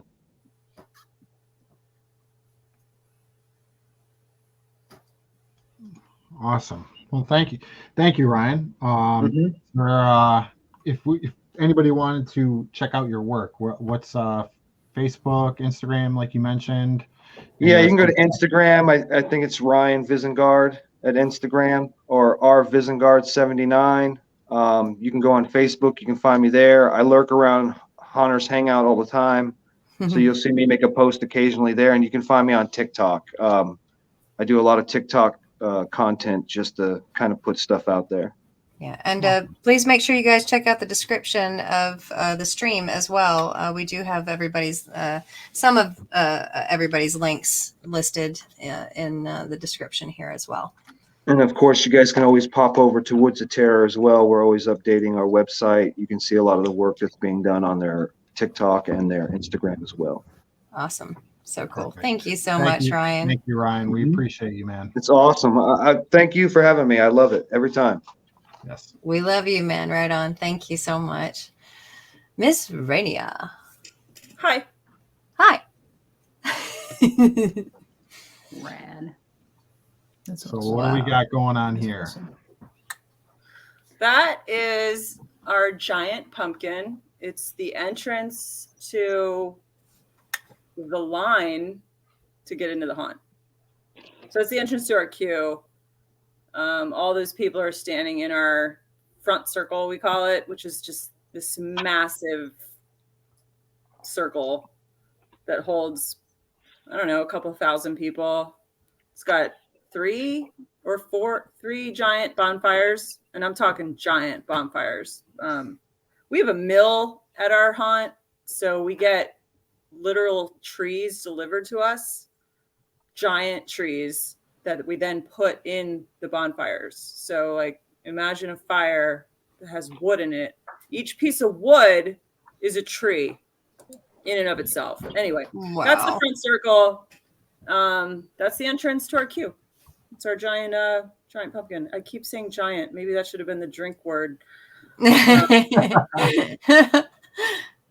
Yeah, I was thinking layers. Yeah, that pumpkin used to be a princess fairy cage from a Chinese lantern festival.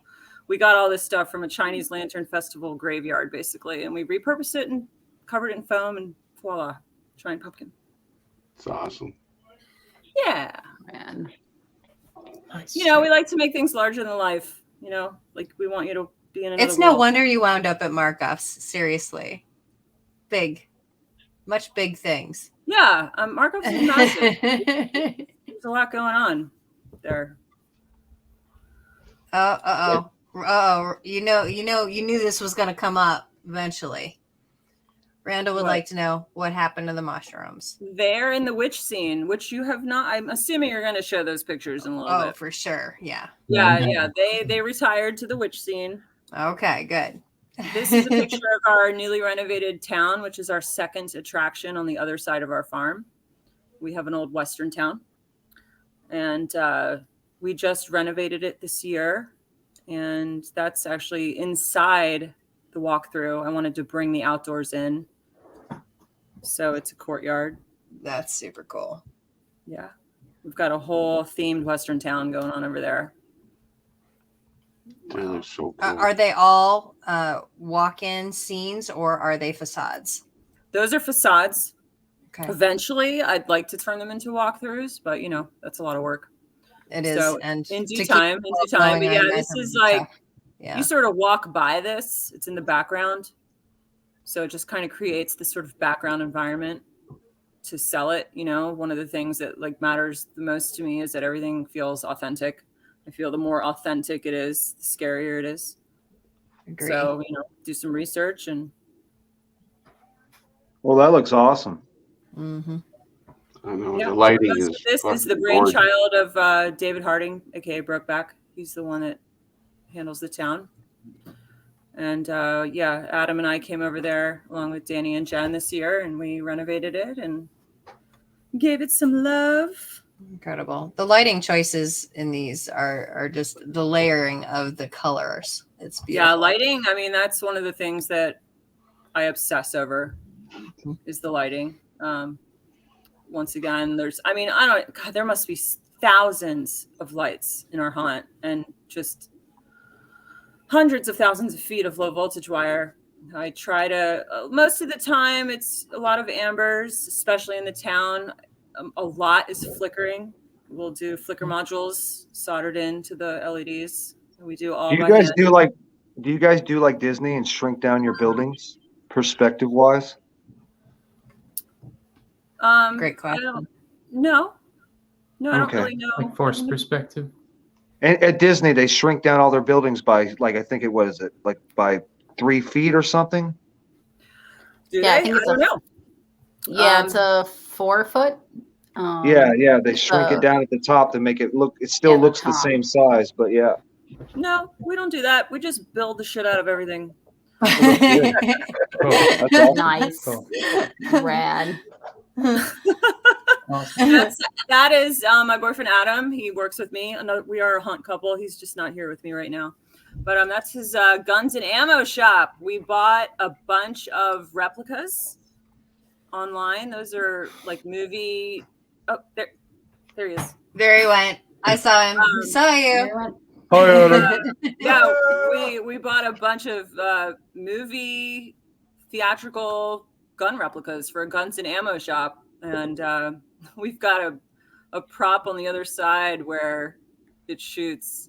You hit it like they hit a button and then it shoots. It scares the shit out of everybody. It's so great. Nice. That's our old scene. That's our old vampire village that is no longer, but it is getting rebuilt this year. Amazing. Dude, that looks badass. Vampire villages were really great. I like how super authentic. It feels like you're Oh, wow. there. Wow. That's my Victorian baby. That's my little haunted house. That house looks great. Yeah, we've got some lightning and thunder going on. I like the Behind perspective it. of it. You go inside, there's 2 rooms, then you wrap around the back of it and you go up the hill. It's one of the best scenes in our haunt. I love it. It's definitely got a very classic look to it. That's Yeah, cool. I mean, that's one of the things I definitely pride myself on is I try to stay classic. Once again, authentic. Do a lot of research, collect imagery, movies, music. Mhm. I think we've got the music from The Shining playing in there, Fun. Nice. among other things. In the comments, everyone loves this. Yeah. That's inside. Oh wow. Oh, nice. Look at the layering on that wall. Incredible. Yeah. We built some fake bookcases in the back. There's literally a tree going through the center of it. We built the house around the tree, actually. And then we just pulled as many vines as possible. It's a great thing about working in the woods is we have so much to work with. We have so many. I mean, once we get to the witch scene, you'll see, so many sticks and vines. It's my favorite thing. Sticks and vines. Yeah. Love it. That's Viking. That's our Viking ship. Viking ship is sitting on floating docks. You walk down floating docks. You then turn and go through the center of the Viking ship. We framed it out, we milled a bunch of wood as thin as humanly possible, and then stuck it in the water so it would bend. And then, God, that was a pain in the ass. We had to build that on boat. Like, we literally got on a boat and got out there floating, staining that thing and screwing it in. And yeah, that was a lot of work, but it's great. We've got a fountain in the water that shoots up. We've got we have a whole misting system out there that creates like a whole fog scene on the water. There's mist that comes out of the Viking head, the dragon's head. Mm-hmm. We've got a whole mast in the center. We built like 40 Viking shields. We've got cages in there. Yeah, there's a lot going on. And you actually, you walk through the middle of it. I like that you have the Viking aesthetic. Yeah. Vikings. Yeah. Vikings are scary, like they're brutal. Mm-hmm. Mm-hmm. Yeah. Well, and you can, their lore is so much more, they have such a great lore. Yeah. And, we really try to stay original. We try to do things that others don't do. Mm-hmm. Who does Vikings? Who has a Viking ship? Nobody. So let's do it, Mm-hmm. Mm-hmm. Mm-hmm. Plus, we have this great pond. So we're like, what are we going to do? We're going to build a ship. And we had Adam and I had built a pirate ship for a music festival. We didn't want to do pirates. So we're like, all right, Vikings, that works. Yeah. Yep. Darlene says she'd not seen the Viking theme before. So yeah, we've got some great, like, the sound effects are like Viking horns in the distance, really loud. Cool. Whoa, cool. And we've got propane. We've got like fires and giant air cannons out there. Incredible. Michelle would like to know how many people are actually on the design team at Markoff's, including yourself. There's a handful, probably about 11 of us on the whole creative team, but I'd say like 5 of us do the majority of the hands-on set design. But overall, it's about a dozen on the creative team. Incredible. That's pretty freaking cool. I love the runes that you decided to use. That's the handiwork of Danny Davidson. He's very much into the Viking vibes. He did a lot of the hand painting. Nick Markoff built the huts. And bones.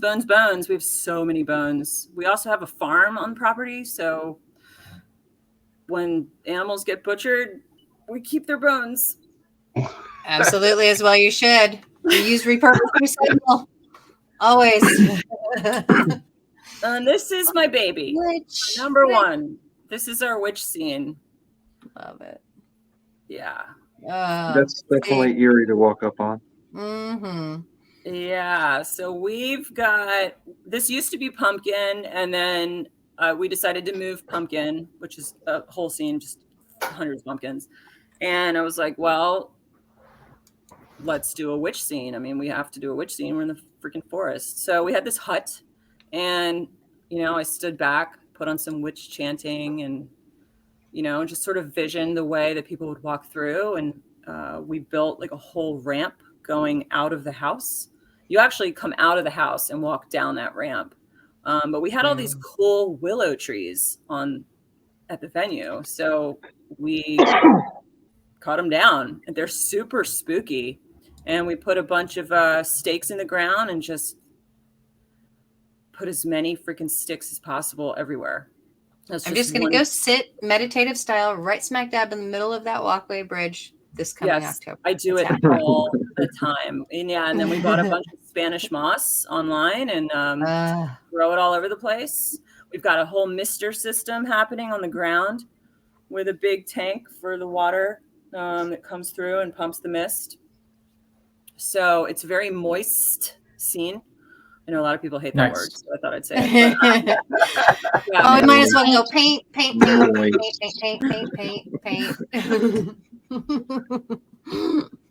But yeah, traditional green, a lot of mist. It's a very spooky scene. We've got witch chanting going on, a lot of flickering amber. I try to stay with the lighting. I try to do no more than 2 colors in the scene, sometimes 3, but 2 for the most part. So You seem to stick with pretty complementary color wheel combinations. Do you do that on purpose? Or just, you know, whatever fits that theme, but I try not to do more than 2 colors. Beautiful. It's amazing. That's the inside of the hut you walk through. You put a cauldron in there. So good. Covered the inside with vines and sticks, shelves, jars, flickering LEDs. I remember, I think I worked on this scene until 4 o'clock in the morning, multiple nights, just wiring. I think there's probably like 120 individual LEDs in there that I wired by hand till 4 a.m. Incredible. Katrina would like to know if you use scents in the scenes, in the indoor scenes or the outdoor scenes. You know, we really don't. The woods have a smell to them, you know, especially when the mist is going. Just it's just the natural scent of the forest, and a lot, you know, the fog comes through, the mist is going, and we're down in the creek beds, like I said earlier. So, you know, it has its own scent going on. And then that cauldron that you had earlier, that's got like I don't even know what it's called. Paul would know. It's just this thing that sits in the water in the cauldron and like bubbles up, so it looks like bubbling brew. Love, love, love. Yeah, and that's the general consensus in the comments as well. Everyone wants to live there.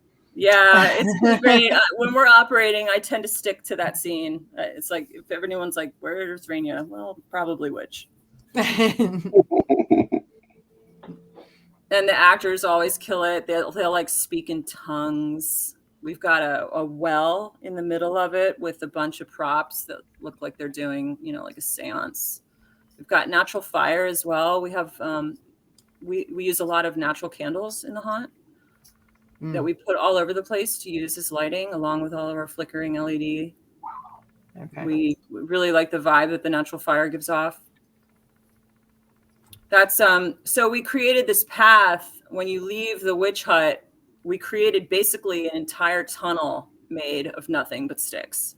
So it's just a ton of stakes and lumber that we collect. We cut down old branches, we collect whatever's fallen, and we pieced it together stick by stick by stick. I mean, there are probably 1,000 trillion sticks in the scene. Do you wire it all together? Do you use like a tie wire or something once you've placed them to hold them in place, or do you just let them fall? It's just one screw. No, it's there's a lot of screws. Yeah, there's a lot of the big screws. Timber locks. Gotcha. The branches that are large, we use a lot of timber locks, and you know, we just once you start placing them all and you start tying it all together, it just becomes this structural network of limbs that just support each other. Yeah. Over time, you know, you got to come through and, you know, work on it a little bit. The weather, you know, over time it starts to deteriorate. Every year we have to replace some, you know, because wood rots. But yeah, it's like a whole tunnel system of sticks basically that you walk through. It's all curved overhead. Yeah. Oh, look at that. Yeah. Yep. Yeah. It's super creepy. And then that leads to the Victorian house. Those are the two scenes when we were talking about trying to combine scenes, like those two go together. They fit together well. Awesome. And this is a wicked forest. Yeah, that's beautiful. Mm-hmm. Yeah, authentic, you know, natural, organic, like it would be there, like it's supposed to be there. 100%. All about the organics. That's what you would find in a haunted forest, you know. Amazing. Nice. Your work is incredible, Rania. We appreciate you so much. And well, I'm part of a very big team. You know, I'm not the only one there. I'm very lucky to work with a very talented group of people. We all have different talents, so when we come together, it's good teamwork. Excellent. Right on. Teamwork makes the dream work. Yeah. Yes. Teamwork makes the dream work. Yep. Thank you, Rania. We really appreciate you sharing all this. Thank you so much. Yeah, thanks for having me. It's been a while. Good to be back. Beautiful. Yeah.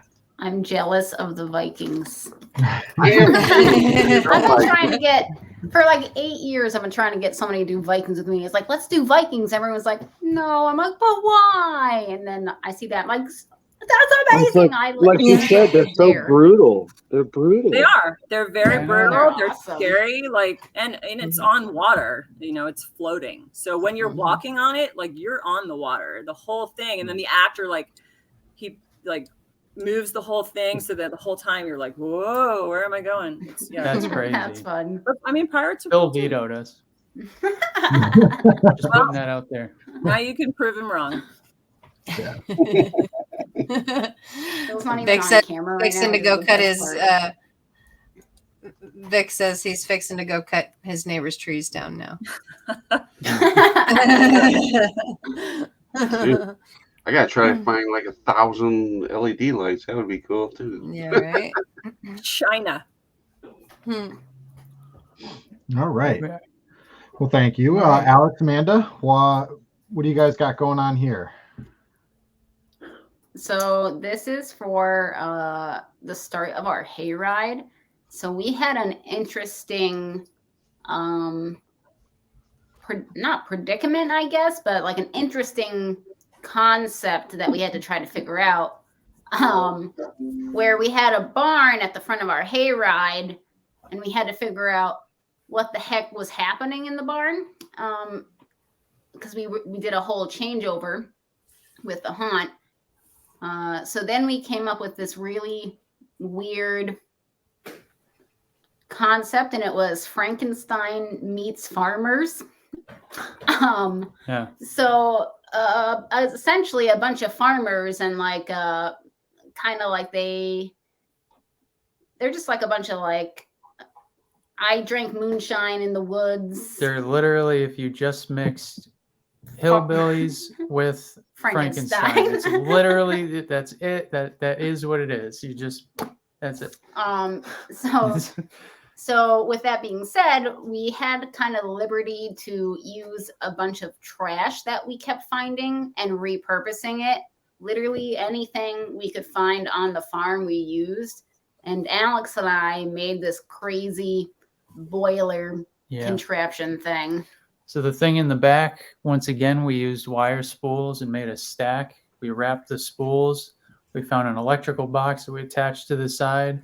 That's a pool filter at the very top for an above ground pool, with some wood kind of holding it in place. And the big box thing in front, that was literally just a box made out of plywood. We found a metal grate, and we found an old gas tank. And then I painted everything.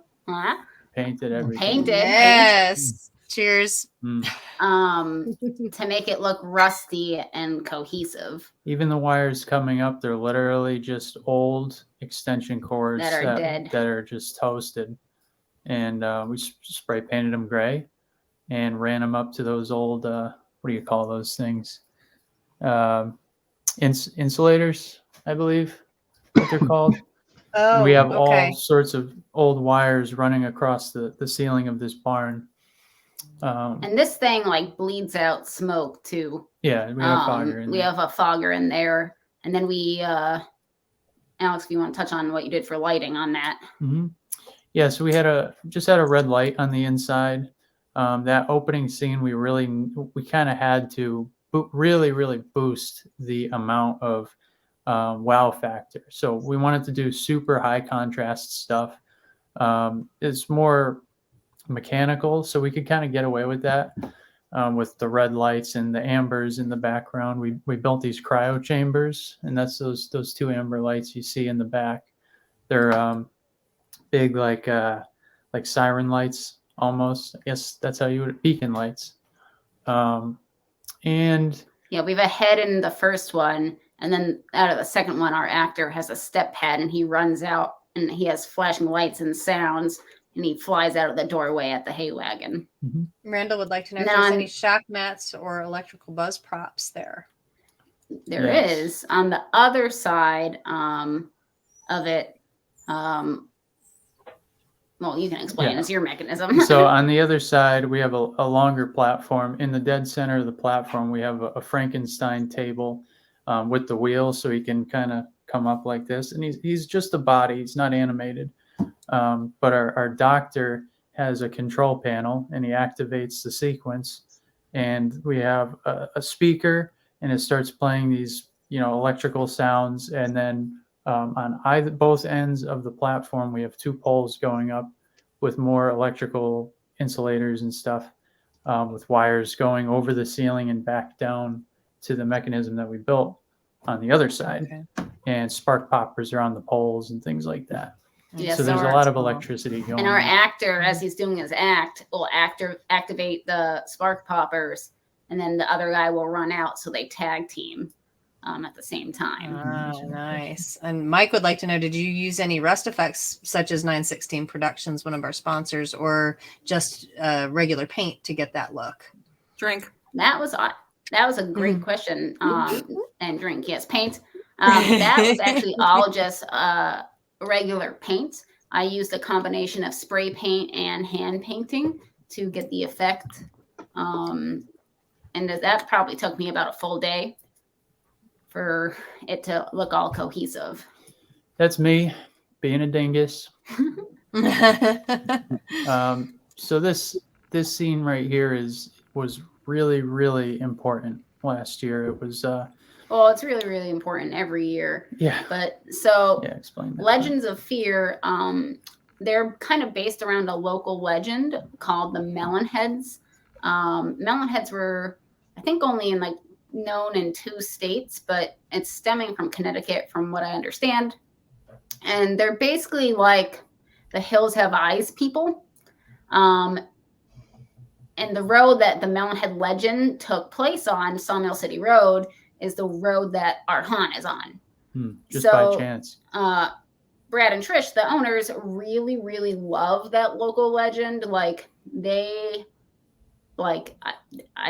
Well, they've always based their advertising off of this local legend, because how can you not? It's really been it. I mean, it's a big deal around here. Well known in the area, it makes sense because that is a source of fear. Sure. Yeah. Right. Exactly. So they've always wanted that scene to do well, and the scene that they had was built, I think, at the start of start. the trail. Yeah, like when they opened first the trail, opened ever. And it was struggling to stand up by that point. It needed to be redone. Oh wait, fell too fast. Gone too fast. So after Pirates, during October, they kind of started yanking our chains, like, hey, so Melonheads. Your pitch meeting, right? Melonheads, right? And they kept throwing hints at us, so we're like, okay, Melonheads. So then we kind of looked at a cross between what they wanted, and then we wanted to bring something. Everyone really wanted to bring something very immersive to that attraction and make them kind of feel like they're in the center of their own horror movie. Yeah. The problem with Melonheads, I shouldn't say problem really, but the thing with Melonheads is a lot of the older crowd knew Melonheads, but a lot of the newer generation coming to haunts did not. So for us as a design team, we kind of had a challenge, like, how do we explain the backstory of Melonheads? Because you would walk up to somebody and be like, hey, have you heard about Melonheads? And be like, oh, what's that? And we're like, oh, we have people that visit from other states. We have people that visit from like Virginia and stuff. They don't know what a Melonhead is. So we're like, you know what? Let's just explain it in our backstory in the haunt and come up with something that's going to be very immersive and intense. We looked for a way to quite literally spell out for them what the hell it was. And it kind of led to the concept. So we came up with, ultimately, the Melonheads were killing people around this sawmill years and years and years ago. Yeah, so the Melonheads, the backstory is they escaped from an asylum. This is in the local legends backstory, not our backstory. They escaped from an asylum, and then they ran amok throughout the town, was killing town folks, the whole 9 yards, and they kept disappearing and reappearing like every local legend should throughout the years. For our backstory, we took the haunt, we incorporated things that were in the haunt already, so we used our asylum into our backstory.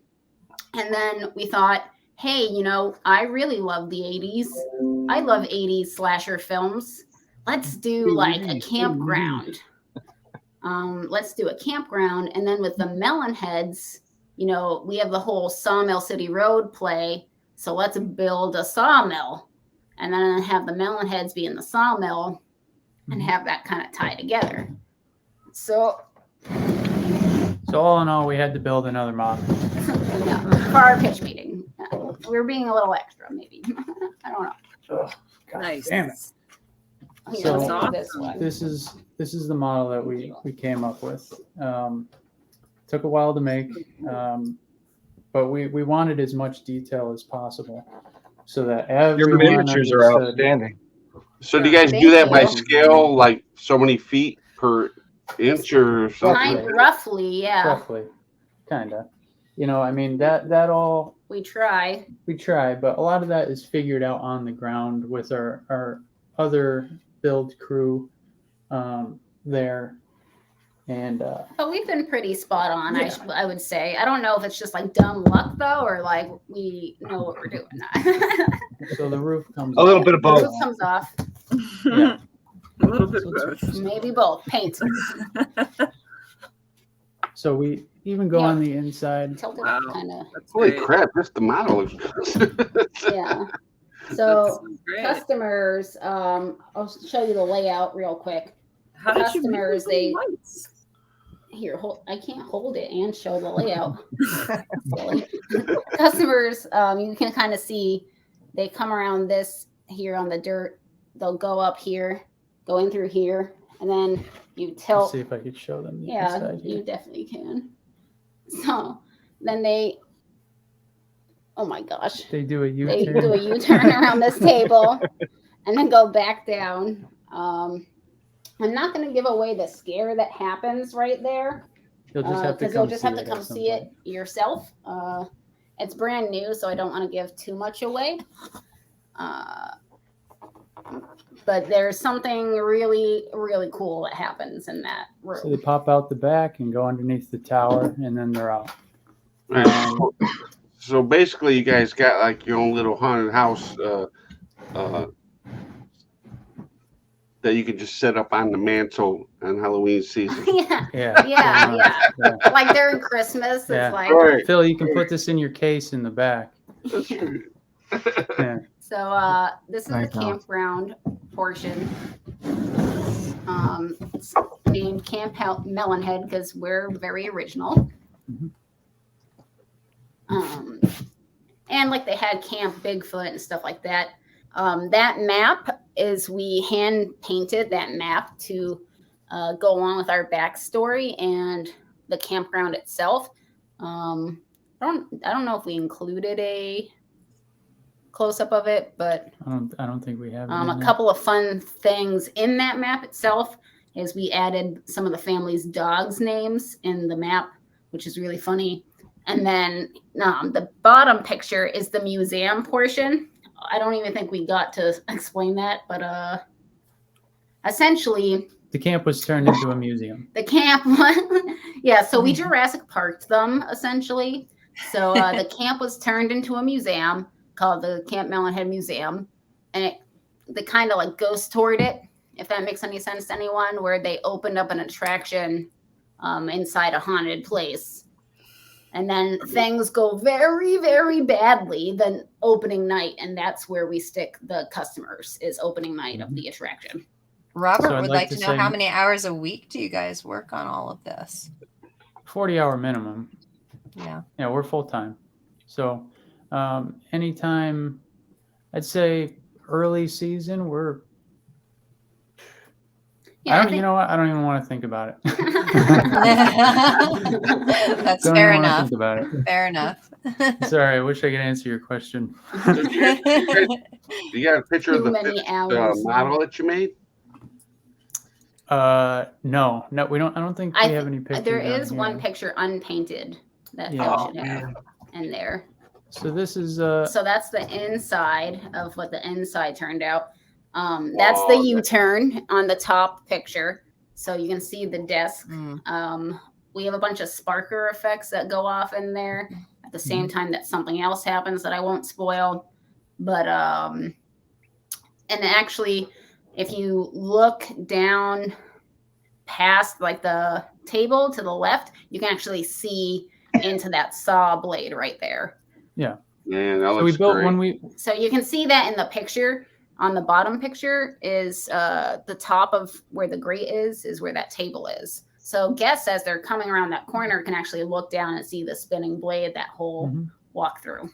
So whenever we design or build something like this, we always make sure that we put ourselves in the shoes of the people who would have worked there back in the 20s, you know, or whatever. We kind of figured the 20s. Yeah, or 30s. like we started being like, okay, like what would be in here? How would they live? How would they work?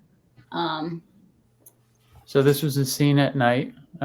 We didn't have the sign on the side of the truck, but the skull in the back seems a little out of place. That was like a parade float vehicle for the museum.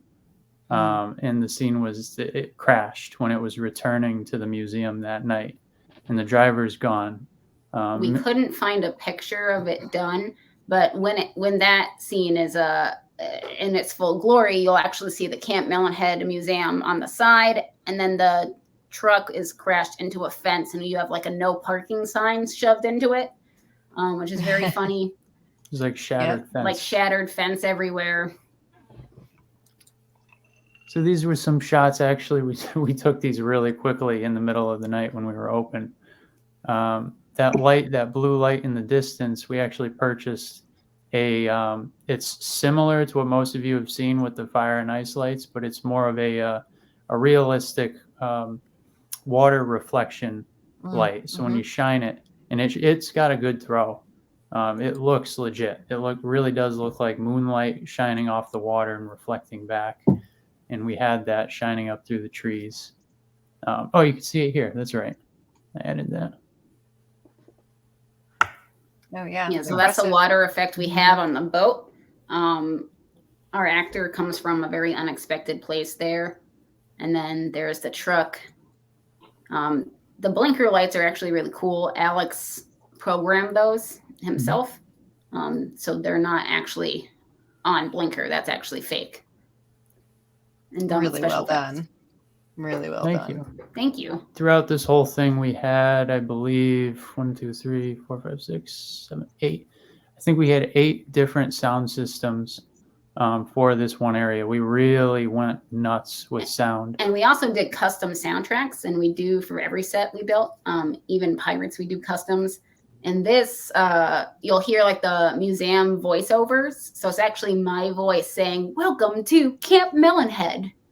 Yep. Oh, that's fun. Please enjoy the tours, and don't forget to check out our Facebook and leave a like and comment to get all the new updates. Like, yeah, it's very funny. It was a lot of sound. Even the truck, we actually included blinkers. The sound of the hazard lights, just the tick, tick, tick, tick. We had a speaker for that, and it was on a stereo unit, so that was the left speaker.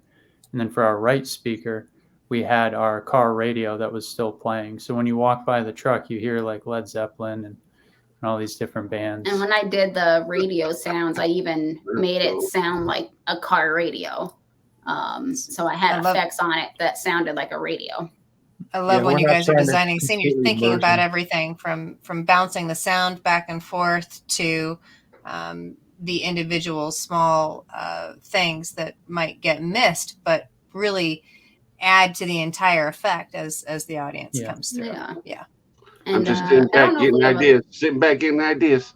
I don't know if we have a picture of it, but we even incorporated the melon heads into the design. So there's like 3 pictures of melon heads, and there's one where it's the burlap mask from Inferno Effects, because we bought that to use for our characters. So Alex hand drew a picture of that mask. I don't know if we included it, but the actor actually comes out from behind the picture. Yeah, we have they're police drawings. There's 3 of them of like what sketches. melon heads look like. The third one I drew, and we built it into a drop panel.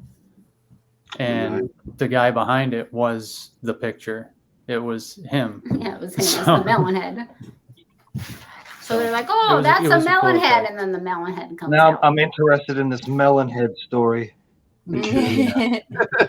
Right? We're Yeah, all look it going up. to be It's Googling it pretty later crazy. to find out. Yeah, And if for you the check record, out, Jose, real quick, Kit says to come and visit. She'll take you. Yeah. Oh yeah. yeah, for sure. Kit's been a couple of times. Mm-hmm. Oh yeah. It's a party whenever the Haunt family comes. So It's true. yeah. Yeah, so that Trish was says a you can big tell build for that last you year. guys put a lot of deep thought into these scenes. It shows. Yeah. But I would like to say, we both would like to say, as well as everybody else here in this panel here, we have an absolutely huge group with an even bigger range of skill sets.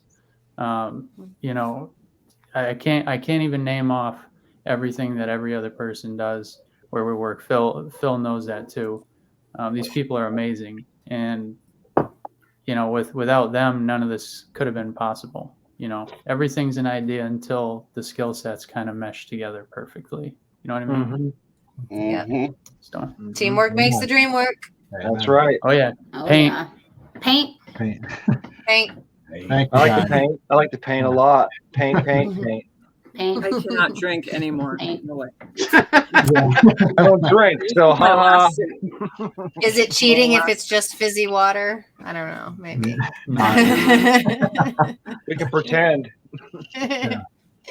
Well, thank you guys for sharing all that amazing mini models. Obviously, I've seen them firsthand, but seeing that come to life it's truly awesome. And if you guys want to see it in person, you got to go to all these haunts that we were mentioned tonight, if you can.